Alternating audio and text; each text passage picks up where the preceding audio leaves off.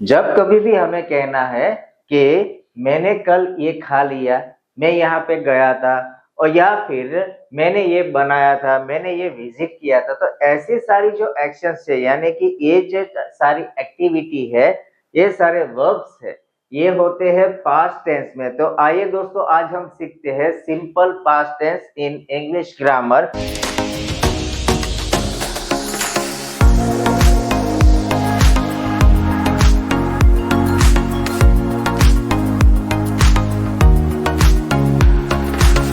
Welcome back to your favourite YouTube channel English with Deepak. और आज हम सीखने वाले हैं the most important second one, that is the simple past tense. इसके प्रीवियस वीडियो में हमने सिंपल प्रेजेंट टेंस, उसका स्ट्रक्चर, उसका like sentence pattern, grammatical range और सारा सीखा। आज हम यहाँ पे सीखने वाले हैं सिंपल पास्ट टेंस कहाँ पे इस्तेमाल होता है। मैं पहले लाइक वीडियो शुरू करें उससे पहले मैं आपको बता देना चाहता हूँ कि कई सारे लोगों का ये क्लेम है, कई सारे लोग ये कहते हैं कि इंग्लिश सीखने के लिए ग्रामर की कोई जरूरत नहीं है। तो उन लोगों के लिए मेरा ये क्वेश्चन है, या फिर like I am responding to those people कि मान लो कि आपको कोई बिल्डिंग बनानी है तो उसकी नींव डालनी पड़ती है, फाउंडेशन होना चाहिए। अगर स्ट्रॉन्ग फाउंडेशन है तो आपकी बिल्डिंग स्टेबल रहेगी, कई सालों तक टिकी रहेगी। बिल्कुल वैसे ही अगर आपने इंग्लिश में ग्रामर सीखा है, ग्रामर में आपको प्रोफिशिएंसी है, एक्यूरेसी है, तो आपकी इंग्लिश लैंग्वेज की जो जर्नी है वो स्ट्रांग होगी। इसलिए मैं बोलता हूँ कि अगर आपकी नींव कच्ची है, आपका फाउंडेशन जो है वो ही अच्छा नहीं है, तो आप इंग्लिश कैसे सीख पाओगे। और इसीलिए मैं सभी को प्रेशराइज करता हूँ कि आप इंग्लिश ग्रामर सीखो, इतना डिफिकल्ट नहीं है। तो चलिए मैं आपको एकदम इजी वे से इंग्लिश ग्रामर सिखाता हूँ। और आज का जो है that is a simple past tense, भूतकाल। कहाँ पे कैसी कैसी एक्शंस में और कैसे यूज करेंगे, सेंटेंस पैटर्न कैसे फॉर्म होंगे, वर्ब फॉर्म क्या होगे, टू बी फॉर्म क्या होगे, एक्टिव वॉइस क्या है, पैसिव वॉइस क्या है, सारा का सारा हम एक ही वीडियो में एकदम easy, simple and straightforward method से सीखेंगे। सो फ्रेंड्स, वीडियो में एंड तक बने रहिए। और अब तक आपने हमारे इस channel YouTube channel English with Deepak को लाइक, शेयर एंड सब्सक्राइब नहीं किए तो कर दीजिए, ताकि सभी लोगों तक ये वीडियो पहुंचे।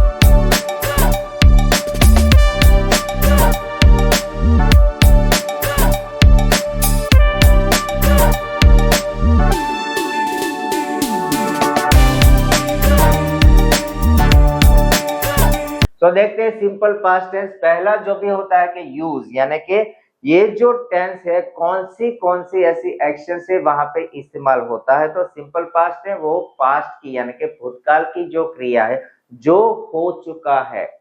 आप याद रखिए, यहाँ पे आपको याद यही रखना है कि पास्ट, प्रेजेंट एंड फ्यूचर। तो जो एक्शन अभी नहीं, पास्ट में हमने ऑलरेडी कर दी, मैंने कल खाना खाया, मैं घूमने गया था, या फिर उसने ये किया, उसने रसोई बनाई, कुकिंग किया, ये वो जो भी एक्शन है जो पास्ट में खत्म हो चुकी है, उसका अभी प्रेजेंट के साथ कोई कनेक्टिविटी नहीं है। याद रखिए, ऐसी एक्शन जो पास्ट में खत्म हो चुके हैं उसका प्रेजेंट में कोई कनेक्शन नहीं है। ऐसी सारी एक्टिविटी सिंपल पास्ट टेंस में आएगी। एक सिंपल पास्ट है, यहाँ पे ये भी क्लैरिफिकेशन कर दे तो कई लोगों को कंफ्यूजन होता है in between the simple past tense and the perfect past tense. एक सादा भूतकाल है, एक है पूर्ण भूतकाल। दोनों का इस्तेमाल एक ही तरीके से यानी कि पास्ट की एक्शन होती है। तो भाई तो दो क्यों बनाए, मेरा क्वेश्चन है। अगर सेम टाइप ऑफ एक्शंस वहां पे आती है तो दो क्यों बनाए। तो यहाँ पे मैं थोड़ा आपका टाइम लूंगा इसका क्लैरिफिकेशन के लिए कि मान लो सिंपल पास्ट टेंस तो वहां पे भूतकाल की नजदीकी जो क्रिया है, जो नजदीकी भूतकाल की क्रिया वो सिंपल पास्ट में आएगी, और जो दूर की भूतकाल की क्रिया है वो परफेक्ट पास्ट में आएगी। तो अभी और एक क्वेश्चन, नजदीकी क्रिया, नियर अबाउट और लाइक फार अवे, वो कौन सी, कितना टाइम। मान लो कि 1 घंटे पहले की सिंपल पास्ट और 10 घंटे पहले की परफेक्ट पास्ट, नहीं, ऐसे नहीं है। आप जो एक्शन हुई है पास्ट में उससे आप अगर पर्सनली कनेक्टेड हो, इमोशनली अटैच हो, तो वो एक्शन गिनी जाएगी नजदीकी। याद रखिए, ऐसी एक्शन जो आपने खुद की है, आपको मजा आया, आपने अपने आप से ही की है, तो नजदीकी गिनी जाएगी, और ऐसी एक्शन जो किसी और ने की है, थर्ड पार्टी है, या फिर आपने अगर की थी बाय फोर्स की, आपका वो मन नहीं था फिर भी की, तो वो होगी दूर की भूतकाल की क्रिया। यहाँ पे टाइम डिफाइंड या टाइम कैलकुलेशन नहीं होगा। यहाँ पे कैलकुलेट करना है आपको अपना पर्सनल अटैचमेंट, आपके पर्सनल इमोशन या आपकी पर्सनल फीलिंग्स। अगर आप उस एक्शन से वेल कनेक्टेड है तो आप डालेंगे सिंपल पास्ट, और अगर नहीं है, एसोसिएट नहीं है, तो परफेक्ट पास्ट में डालेंगे। तो ये डिफरेंट याद रखना। मैं आपको एग्जांपल से एक्सप्लेन करता हूँ। संडे था, लास्ट संडे की बात कर रहा हूँ। संडे था, मैं सुबह उठा, मुझे क्रिकेट से कुछ लेना देना नहीं, लेकिन उठा, कोई काम नहीं था, फ्री था। मेरे दोस्त लोग आए, उठा के ले गए और मुझे फील्डिंग में खड़ा कर दिया। मैंने कुछ नहीं किया, बैठे बैठे बस यूं लाइक बगासे खाते रहा, कुछ नहीं किया। तो मैं जब वो एक्शन बोलूंगा कि मैंने क्रिकेट खेला, तो वो जाएगा मेरा परफेक्ट पास में, क्योंकि मैंने पर्सनली इंटरेस्ट नहीं लिया था, बस ऐसे ही गया, टाइम पास किए, चला आया। वो वहां पे मेरा कोई इमोशनल कनेक्शन नहीं था। लेकिन अब हम दूसरा सिचुएशन देखते। संडे था, मैं जल्दी उठा, सभी दोस्तों को फोन किया, इकट्ठा किया, क्रिकेट ग्राउंड में गए, मैंने मैच का आयोजन किया, like I organise the whole entire team और call the people and everything. मैंने खुद क्रिकेट पे लाइक मैंने 50 बॉल में 70-80 रन मार दिए, 2-3 विकेट भी लिए, फील्डिंग भी अच्छी की, यानी कि मैंने खुद किया। तो ये एक्शन होगी सिंपल पास्ट में। समझ गए? Simple past and perfect past का ये डिफरेंट है।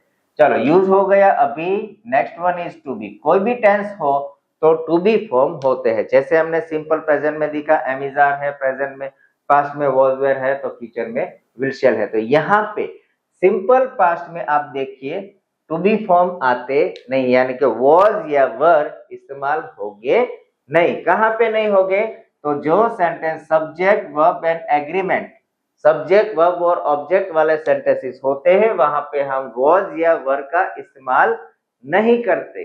बाकी और जो सेंटेंसेस है, जहां पे मान लो हम किसी का प्रोफेशन दिखाते हैं, या फिर कोई प्लेस है, या फिर लोकेशन है, तो इन कंडीशन में हम to be form either was या फिर वर का इस्तेमाल करेंगे।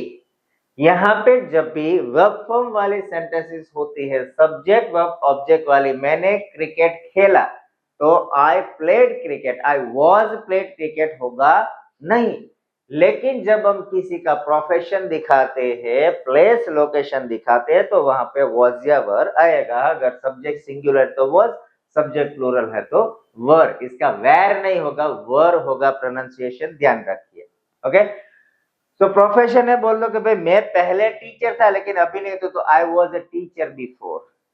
Okay, my father was a farmer before. तो सभी जगह वॉज आएगा जब हम प्रोफेशन, लोकेशन, प्लेस दिखाते हैं। तो मान लो चलो कि सब्जेक्ट वर्ब एग्रीमेंट वाले जो सेंटेंसेस है, वहां पे वर्ब फॉर्म वॉज वर आता नहीं, तो भैया सेंटेंस कैसे बनाएंगे? क्वेश्चन ही आएगा, सेंटेंस फॉर्म कैसे होगा? इसके बिना तो कैसे होगा?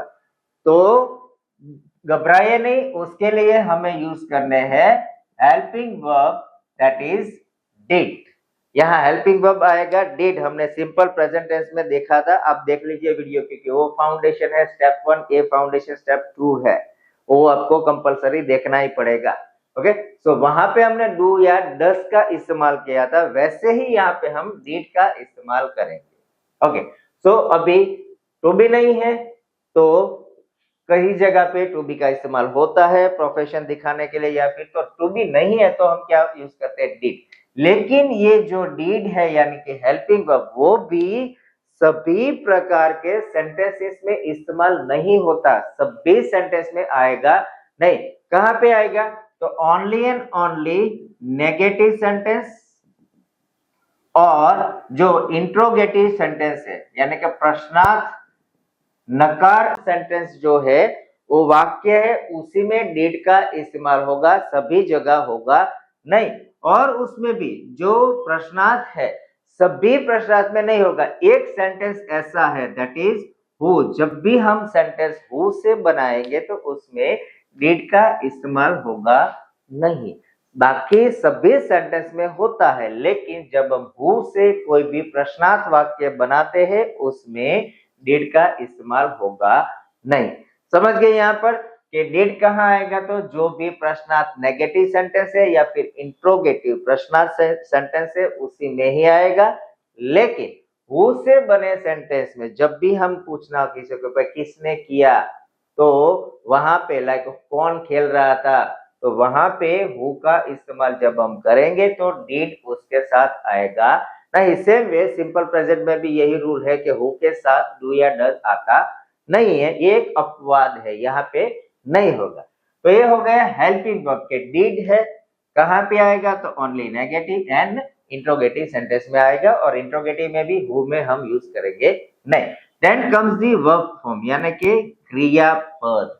वर्ब्स कैसे होंगे, सिंपल है, वर्ब्स हो गए V2, जैसे कि मैंने बोला है और इसके रिलेटेड बहुत सारे मैं शॉर्ट्स भी डालता रहता हूं, आप शॉर्ट देखते रहिए तो आपका वर्ब फॉर्म का जो फंडा है वो क्लियर हो जाएगा।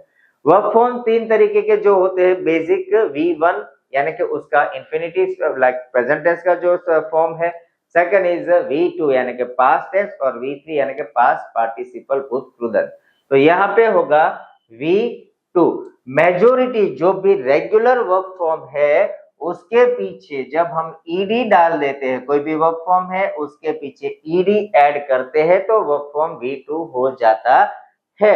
मान लो कि वर्ब फॉर्म है हमारा फ्लाई, तो उसका V2 होगा फ्लाइड, क्योंकि ये रेगुलर वर्ब फॉर्म है। लेकिन कुछ ऐसे इरेगुलर वर्ब फॉर्म भी है जिसको हम ईडी का रूल यूज कर सकते नहीं है, क्योंकि उसे हमें याद करना पड़ेगा। बाकी रेगुलर वर्ब फॉर्म में आप सभी के पीछे ईडी लगा दोगे तो उसका V2 एंड V3 सेम ही होगा, पास्ट टेंस और पास्ट पार्टिसिपल सेम ही होगा। लेकिन इरेगुलर वर्ब फॉर्म है उसको हमें याद करना पड़ेगा, उसका कोई रूल है नहीं। फॉर एग्जाम्पल यहाँ पे हमने देखा प्ले का प्लेड हुआ, लेकिन हम बात करते हैं अगर इट, खाना खाना इट, तो उसका V2 होगा एट, ATE एट, क्योंकि यहाँ पे देखिए ईडी लगाए तो ईटेड नहीं होगा, इसका इट का एट होगा V2 और V3 होगा that is eaten, it ate and eaten. तो ऐसे कुछ इरेगुलर वर्ब फॉर्म से जो आपको प्रिपेयर करने पड़ेंगे। तो ऐसे वर्ब फॉर्म जो इरेगुलर है आपको प्रिपेयर करने पड़ेंगे यानी कि याद करने पड़ेंगे। अभी देखते हैं V2। हमने यहाँ पे बोला है कि वर्ब फॉर्म जो है V2 यानी कि पास्ट टेंस के इस्तेमाल होंगे, लेकिन यहाँ पे भी एक छोटा सा ट्विस्ट है, बड़ा नहीं है, छोटा सा है। याद रखिए कोई भी सेंटेंसेस जिसमें हम हेल्पिंग वर्ब, जो यहाँ पे था ना डिड, तो कोई भी सेंटेंसेस यहाँ पे हम हेल्पिंग वर्ब का डिड जो है डिड का इस्तेमाल करेंगे, वो सेंटेंस में हमारा V2 जो है वो हो जाएगा V1 ऑलवेज। याद रखिए जब भी कोई भी सेंटेंस यानी कि कौन से सेंटेंसेस थे हमारे नेगेटिव और इंट्रोगेटिव यानी कि प्रश्नार्थ और नकार वाक्य जो थे उसमें हम डिड का इस्तेमाल करते थे। तो जो भी सेंटेंसेस में हम डिड का इस्तेमाल करेंगे वहां पे वर्ब फॉर्म V2 नहीं लेकिन होगा V1, यानी कि एट नहीं होगा, वहां पे इस्तेमाल होगा इट। चाहे पास्ट टेंस हो, भूतकाल होने के बावजूद भी जब भी हम किसी भी सेंटेंसेस में डिड का इस्तेमाल करेंगे यानी कि हमारा हेल्पिंग वर्ब जो नेगेटिव और इंट्रोगेटिव सेंटेंसेस ही हो सकते हैं, तो वहां पे हमारा वर्ब फॉर्म V1 आएगा, V2 कभी आएगा नहीं। ये याद रखना, सभी को यहाँ पे एक ही ट्विस्ट में प्रॉब्लम होती है। तो याद रखिए कि वर्ब फॉर्म जो भी हमारे मान लो एसएटी सेंटेंस है, विधान वाक्य है जहां सब्जेक्ट वर्ब ऑब्जेक्ट आता है कि जहां डिड का इस्तेमाल नहीं करते, तो वहां पे V2 होगा यानी कि पास्ट फॉर्म होगा। लेकिन जब भी हम कोई भी सेंटेंस में डिड का इस्तेमाल करेंगे यानी कि नेगेटिव एंड इंट्रोगेटिव, तो वहां पे हमारा वर्ब फॉर्म V2 नहीं लेकिन V1 ही आएगा, एट नहीं, इट, प्लेड नहीं, प्ले होगा। ये था हमारा वर्ब फॉर्म। अभी आगे देखते हैं, तो दैट इज ए स्ट्रक्चर, आपको यही स्ट्रक्चर समझना है और इसे ही याद रखना है और कुछ नहीं। अभी आएगा next one is the extra words. Extra words यानी कि there are certain group of words, कुछ ऐसे शब्द है जो हमारी जो एक्शन है उसे स्पेसिफाई करते हैं कि एग्जैक्टली ये एक्शन कौन से टाइम की रेंज में जाएगी। फॉर एग्जाम्पल मैं आपको बोलता हूँ कि मैंने कल क्रिकेट खेला, तो कल जो वर्ड है that is called extra word, they are the identifier, जो एक्शन से एक्शंस की टाइमिंग के आइडेंटिफायर है। तो इसमें पास्ट टेंस में कौन से हो गए? सिंपल है, यस्टरडे द मोस्ट फेमस, हमने कल किया था, या फिर last, okay, last minute, last moment, last month, last year, और लास्ट वाले जो भी एडजेक्टिव वाले हैं यहाँ पे, last year, last moment, last month, ये सारे के सारे जो पास्ट का इंडिकेशन करते हैं वो सारे वर्ड यहाँ पे आइडेंटिफायर हो गए, यानी कि एक्स्ट्रा वर्ड्स की कैटेगरी में आएंगे। ये था हमारा स्ट्रक्चर नॉर्मल। अभी हम देखते हैं सेंटेंस पैटर्न, इसका एक्टिव और पैसिव सेंटेंस पैटर्न क्या होगा। दोस्तों, कोई भी ग्रामर आप सीख रहे हो, टेंसेस सीख रहे हो, आपको सबसे पहले क्या याद रखना है, जो मैंने सबको बोला है, ये 3 चीजें आपको आइडेंटिफाई करना सीख जाना है या फिर अरेंज करना सीखना है, और इंग्लिश में कुछ भी नहीं है। ये 3 चीजों पे पूरी की पूरी इंग्लिश टिकी हुई है। सब्जेक्ट क्या है, उसके बाद वर्ब क्या है, और उसके बाद ऑब्जेक्ट क्या है, यानी कि कर्ता कौन है, क्रियापद कौन है और कर्म पद कौन है। आपको हिंदी टू इंग्लिश जब करते हो, हिंदी में और इंग्लिश में क्या डिफरेंट है वो देखते हैं। कि फॉर एग्जांपल मैं यहाँ लिखता हूं, मैंने खाना खाया, तो दैट इज अ नॉर्मल है हमारा सेंटेंस।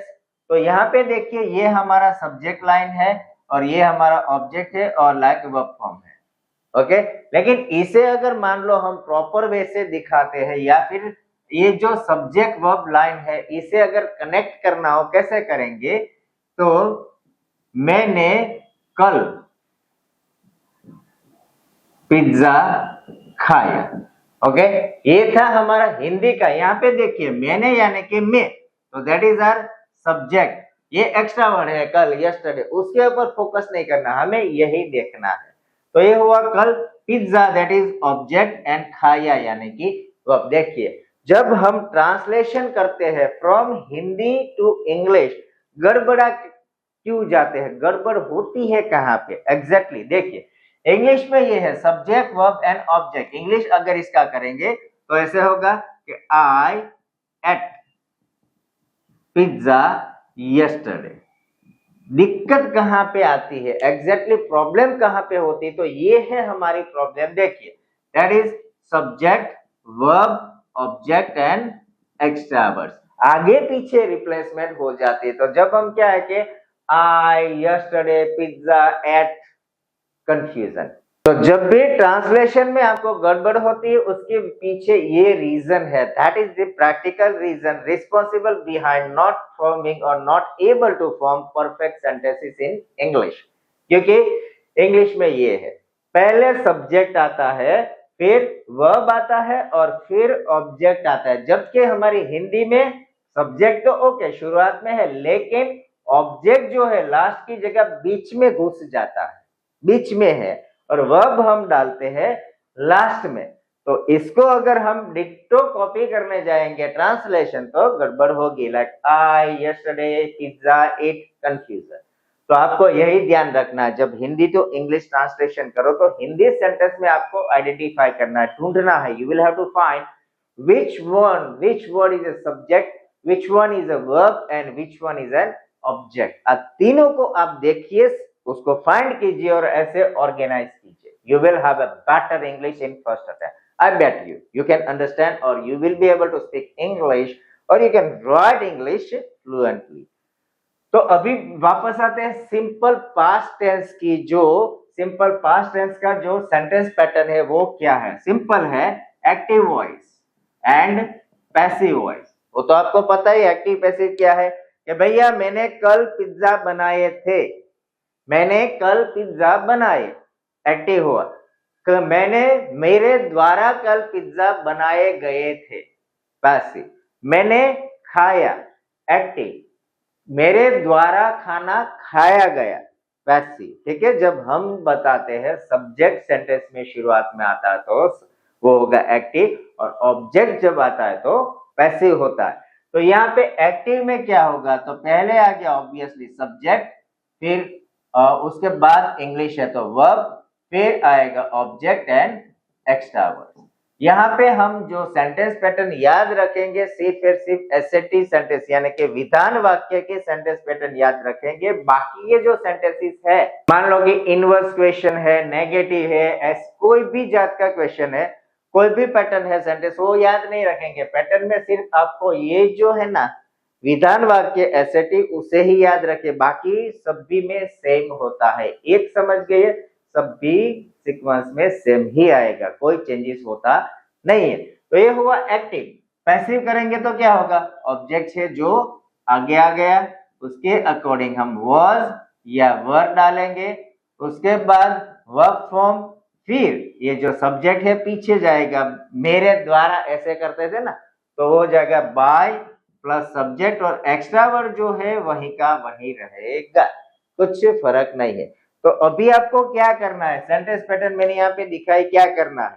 हम बोलते नहीं यार कितना याद रखेंगे, कितना कंफ्यूजन, एक टेंस में ये है, दूसरा में ये है, तीसरे में नहीं आया, चौथे में नहीं आया, पांचवें में नहीं आया, आता ही जाता, कितना याद रखे, कितना कंफ्यूजन, कितनी सारी पैटर्न अंदर याद रखे।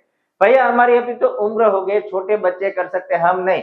यार ऐसा कुछ नहीं है, सिंपल है, इंग्लिश इज सिंपल। क्या है, आप एक वीडियो जो इससे पहले मैंने डाली है सिंपल प्रेजेंट टेंस की ग्रामर में, वो देखिए, उसकी पैटर्न चेक कीजिए, सेंटेंस पैटर्न देखिए, वहां पे और यहाँ पे क्या फर्क है, कुछ नहीं। एक्टिव तो सेम ही आया, पैसिव में क्या हुआ, ये जो वाज वर यहाँ पे मैंने डाला है ना, वहां पे एम इज आर था, बाकी सेंटेंस पैटर्न सेम है। तो इतना तो याद रख सकते हैं ना कि भैया अगर प्रेजेंट टेंस है तो was were am is are होगा, पास्ट टेंस है तो वाज वेयर होगा, फ्यूचर है तो विल शेल होगा, बाकी सेंटेंस सेम रहेगा, कोई फर्क नहीं। आपको बस इतना तो पता होना चाहिए ना कि हम जो बोल रहे एक्शन पास्ट की है, प्रेजेंट की है या फ्यूचर की, आपको वो ही याद रखना है और कुछ नहीं है।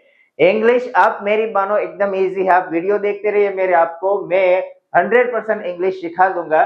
तो ये थी हमारी सेंटेंस पैटर्न आज के simple present tense, simple past tense की, कि एक्टिव वॉइस होगा तो पहले सब्जेक्ट आएगा, एक्टिव वॉइस होगा तो पहले सब्जेक्ट आएगा, उसके बाद वर्ब, उसके बाद ऑब्जेक्ट, और एक्स्ट्रा वर्ड को लास्ट में रखिए, उसकी कोई काम नहीं है। जब हम इंग्लिश सीख रहे हैं तो इसके ऊपर फोकस मत करो, फोकस यहाँ पे which one is subject, the verb and the object, find out these three things and in make it change.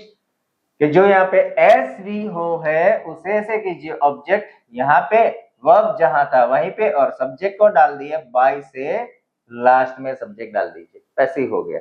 Easy है, इतना डिफिकल्ट नहीं है जितना हम सोचे। तो दोस्तों अभी इसका हम देखते हैं सेंटेंस पैटर्न, सभी प्रकार के सेंटेंसेस, एक हम एग्जांपल सेंटेंस लेंगे और उसके बाद वो सारे के सारे सेंटेंसेस का active passive one by one sequence में देखते हैं। आई गारंटी यू, मैं आपको 100% गारंटी देता हूं, आपका सिंपल पास्ट का जो फंडा है वो क्लियर हो जाएगा। लेकिन उसके लिए आपको वेट करना पड़ेगा मेरे वीडियो पार्ट 2, क्योंकि ये पार्ट 1 है सिंपल पास्ट टेंस का, पार्ट 2 में हम देखने वाले हैं the simple past tense all patterns of sentence types, सभी सेंटेंस पैटर्न एकदम इजी वे से, जैसे कि मैंने यहाँ पे बोला वैसे ही वहां पे भी बोलूंगा, एकदम इजी वे से, एकदम शॉर्टकट मेथड। आपको एक बार देखोगे आपको समझ में आ जाएगा और आप सिंपल पास्ट टेंस का अपने रूटीन में यूज करना शुरू कर देंगे। तो दोस्तों let's catch you in the next video. अब तक आपने हमारी इस चैनल इंग्लिश विद दीपक को लाइक शेयर एंड सब्सक्राइब नहीं किए तो कर दीजिए, और इसको मैक्सिमम टू मैक्सिमम शेयर कीजिए, खास उन लोगों के लिए कि जो बोलते हैं या समझते हैं या मानते हैं कि English is difficult to learn, specially उसे तो खास भेजिए ताकि वो भी इंग्लिश सीख सके और इंग्लिश सीखने के बाद इस सारी दुनिया के साथ अपने कदम मिला सके। So thank you so much being with us, and let's catch you in the next video, part 2 of simple past tense.